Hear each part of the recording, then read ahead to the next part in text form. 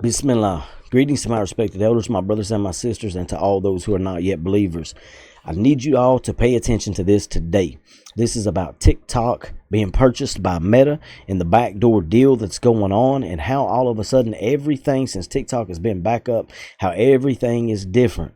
We got some really heavy stuff going on coming in from various viewers, also, from various channels, talking about the IT side of transferring servers from the TikTok server to the Meta server and all the indiscrepancies that are going on within the media.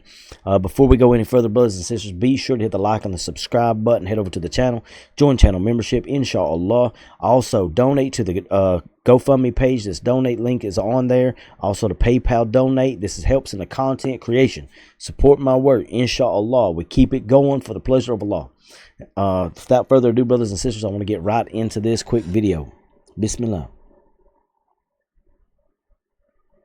Huh. You see that?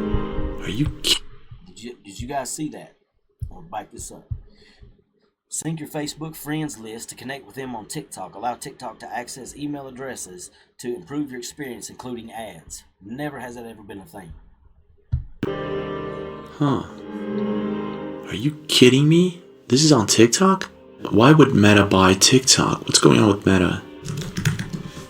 As an IT guy, I've done many server migrations and data transfer migrations, database migrations, where you do all the copying of data in the back end. That nobody is affected, it just is copying from the old servers to the new servers, but everybody's still using the old servers. But when you have the cutover that they need to be pointed to the new servers, there's a downtime. There's a maintenance window. Usually it's scheduled for a weekend.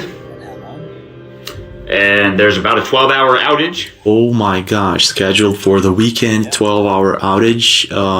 That's what happened? What happened? Feels very much like we've been migrated to new servers. So I'm curious if Meta actually bought the data and now we're on Meta servers. Why would Meta buy TikTok? And who is TikTok CEO? Let's check this out.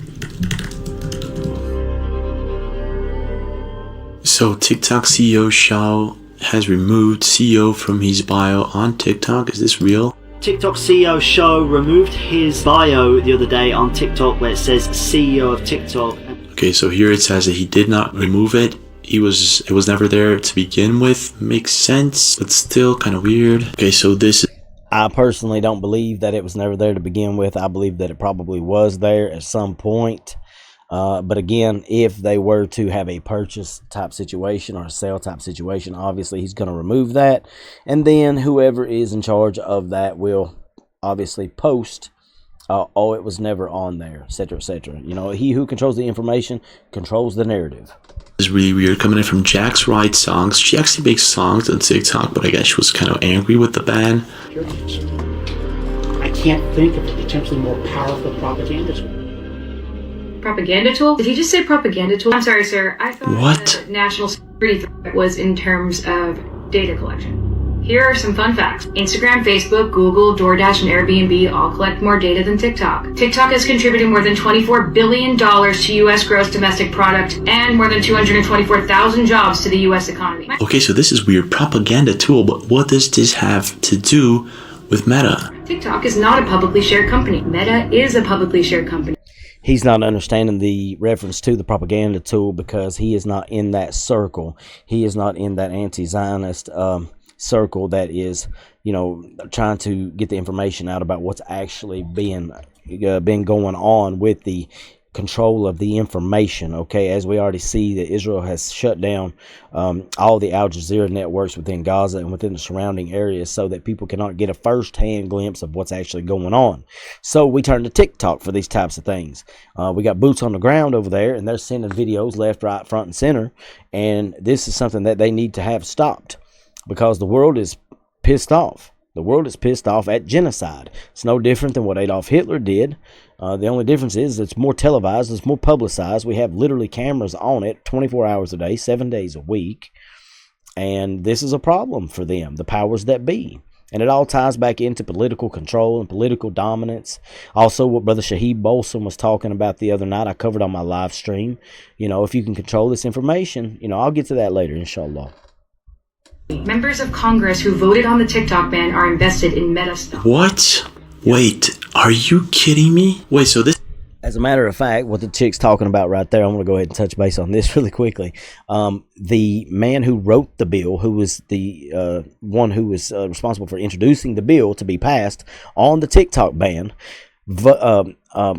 invested $1.5 million over the next 3 weeks into Meta stock after he introduced the bill to ban TikTok. And what's really shady about it is it was done in a slick, underhanded Homeland Security package that they slid under the table on everybody else. Nobody's worried about these other apps. This is all over TikTok.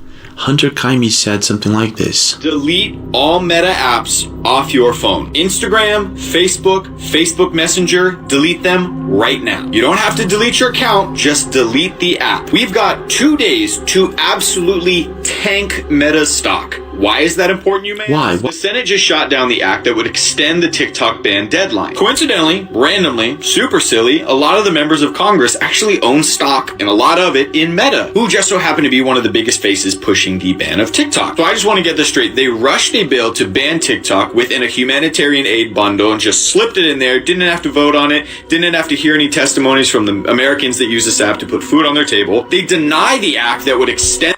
That's right. It was a humanitarian aid bundle. It was not a Homeland Security bundle. It was a humanitarian aid. Excuse me. He corrected that. Alhamdulillah.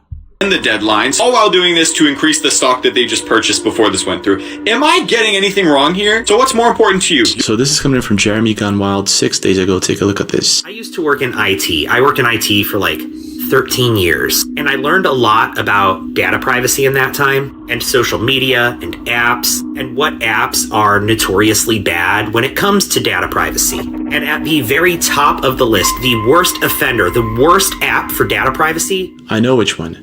Of course, it's TikTok. That's why it was banned. is Facebook Messenger. What? Facebook Messenger? Not Facebook, not Instagram, not Threads, Messenger.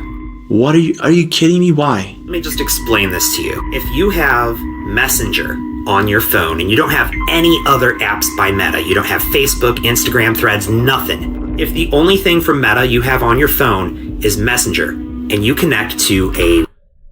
Really quickly, I wanted to stop this and let everybody know that I did some research on this myself. And the opposite also rings true. You don't even have to have Facebook Messenger now. You only have to have the Facebook app with the Messenger service that's installed within the app itself. All of these permissions that you're agreeing to are one and the same now. Now, originally, whenever he put this out, the terms and terms of conditions and agreements and all this stuff that you have to sign up for on Facebook, they changed since then, and they put it in the fine print, of course, real slick like, so you ain't gonna know it. But here we go. Wi-Fi. Messenger makes a map of that Wi-Fi network. It collects information about every single device that is connected to that network. So every phone, every computer, every tablet, every printer, every camera, every thermostat, every smart TV, every Roku device. And on every single one of those devices, they're collecting the name of the device, the IP address of the device, what type of device it is. Oh my gosh, you gotta be kidding me. That device. And this doesn't just happen on your home network, it happens on every Wi-Fi network you connect to. So your friend's house, your parents' house, your place of employment. Here's one, your child. All right, so really quickly, before we go any further, I want to explain exactly what he is saying. I want to slow it down so that we can get a real firm understanding of what's happening here. So let's say that I have Messenger or Facebook installed on my phone. I come to your house and I say, hey, what's your Wi-Fi password so that I can get on your Wi-Fi, right? Because everybody who goes and visits somebody, you go to your mama's house, your daddy's house, your uncle, brother, cousin, sister, whatever, you usually get on their Wi-Fi. That's a pretty common thing. You go into a public network, McDonald's, Walmart, Starbucks, wherever it is. By the way, we don't go to McDonald's or Starbucks, but, you know, I'm using this for an example. But you go onto these networks and you are connecting to their network. So it is gathering that data and that information for everybody on the network. So if I come to your house and I connect to your Wi-Fi, my phone now has access to every single device that is on that network. Your refrigerator, your smart refrigerator, your smart washing machine, your smart dryer, your smart TV, your laptop, your tablet, your phone.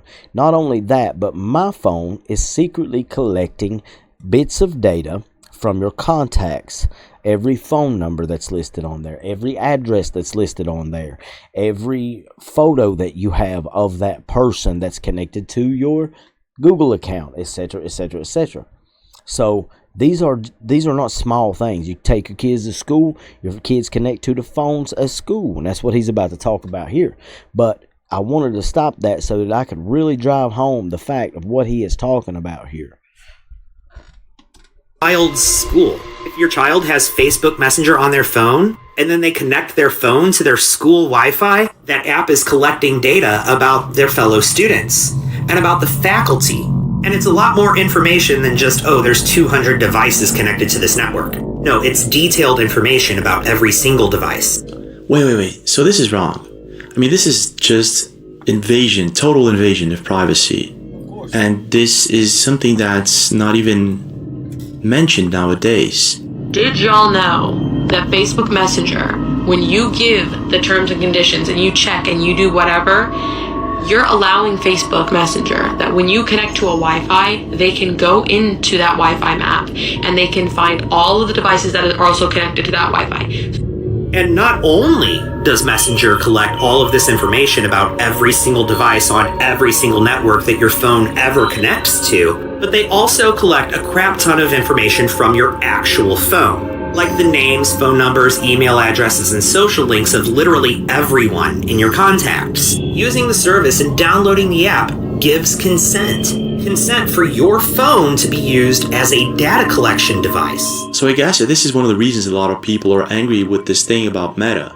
But is it true? Is it actually true? Or are people making this up? So let's take a look at this. This is how much data Facebook Messenger takes from your phone. This was 4 years ago. Okay, this is a lot of info actually. Oh wow, that's a lot of info, isn't it? Notice how he said that was 4 years ago.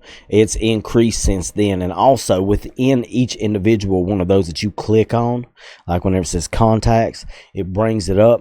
And I'm sure this has changed by now within the last 4 years.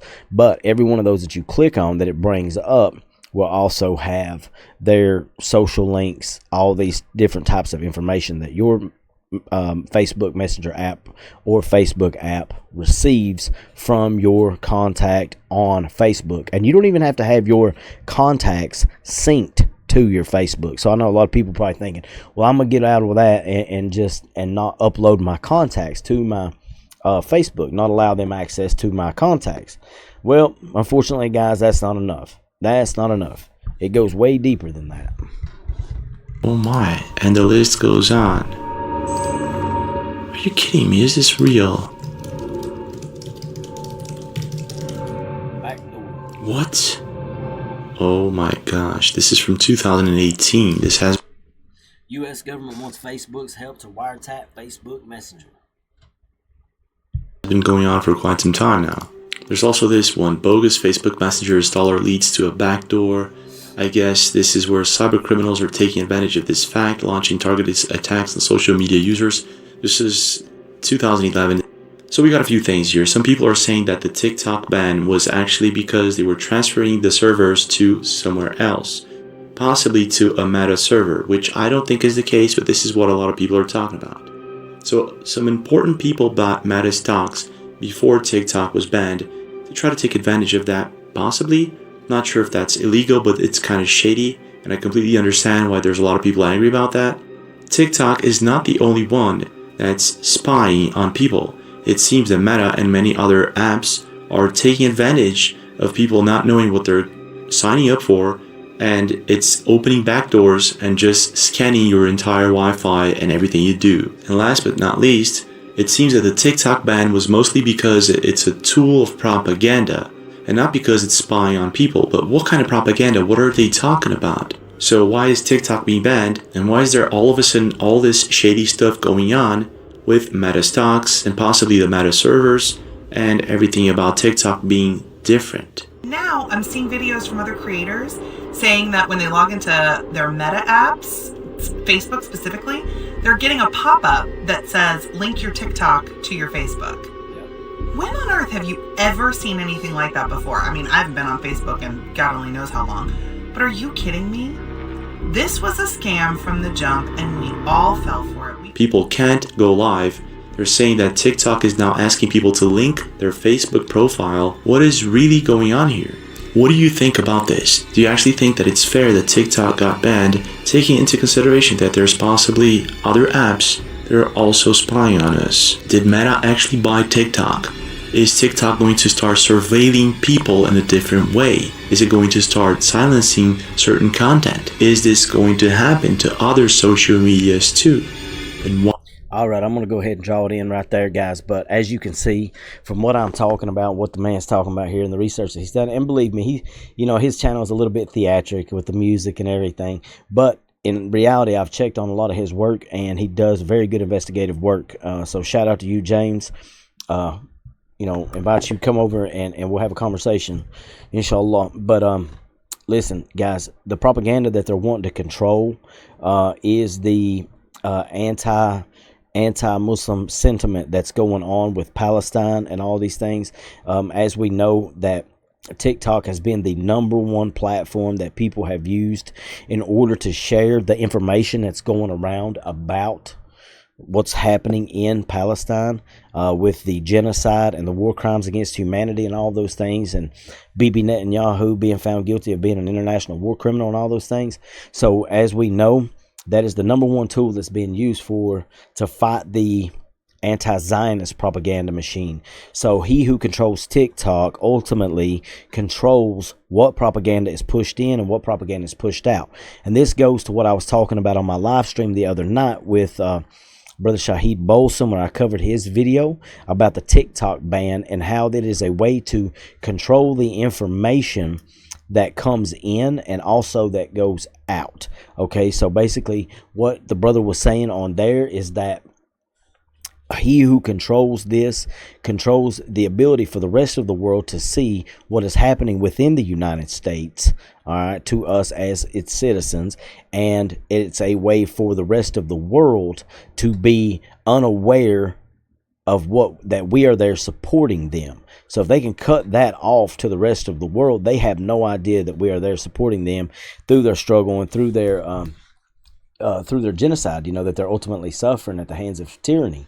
So anyways, brothers and sisters, that's all I got for right now. Let me know in the comments what you think down below. But it's awful funny that 12 hours is exactly, give or take, is exactly how long TikTok was down on Sunday. And anybody who knows anything about IT or data transfer, that's generally how long it takes to transfer from one server to another server. So ultimately what I'm thinking is that the guys who were talking about how it was a server transfer, they were probably right. They were probably on point with that. Unfortunately, they shut it down long enough to transfer to the servers. I know since we've been back up, since TikTok has been back up, I no longer have the ability to go live. A lot of people are talking about how they have no ability to go live on TikTok. So that's a glitch within their particular servers at Meta, if I were guessing. Okay, and as we can see, Meta has the most data collection out of any other app. Okay, nobody's talking about the fact of Temu being Chinese owned and it collecting data, or Alibaba, or Red Note, or any of the rest of these apps that we all use on a day-to-day basis, Sheen or Shine or whatever it is you want to call it, however you want to pronounce it. All of these different apps are collecting data on you continuously, but they are not involved with media and propaganda. So it serves the purpose of Meta to purchase that, all right, in order to control the propaganda. They don't care nothing about Temu, because Temu, although they do collect your credit card numbers and your, all of your banking account information because you're making purchases on there, they could care less about that because it's not involved with the propaganda. They want to control the information that is pushed out into the rest of the world and that we also can receive from the rest of the world. If they can control that, then they can control the narrative. It's just something to think about. Maybe it's a conspiracy theory, but I highly doubt it. If it walks like a duck and it quacks like a duck, then most of the time it's a damn duck. You know, anyways,